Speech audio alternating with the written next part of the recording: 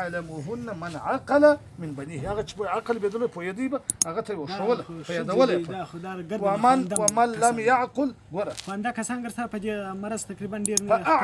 فاعقله عليه فرغه باندې دغه په غاړه ورتړوي چې په دغه باندې باندې پوی کښنه بونی د مور تازه پیډ په خبره نه پیډ دغه په غاړه ش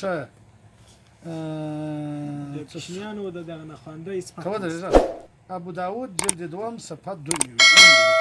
وقال حافظ والتمائم جمع تميمة وهي خزارة نعدي ده شنو دانيد شنو داني شق دغه شی وهي خزارة علامه سبم لیکلوي دا شنو داني او قلاده يا غړګي په غړ ورکول ګوردالي تعلق في الراس فلاس كانوا في الجاهليه يعتقدون كان ذلك يدفع الافات ودي كده دغه ده افات تركي وسم خلق د شنو مرید د نظر د پاره په کې فتح الباري قال والملا علي قاري واما كان من الايات القرانيه والاسماء والصفات الربانيه والدعوات المسؤوله النبويه فلا باس بل يستحب سواء كان تعويذا او رقيه او نشره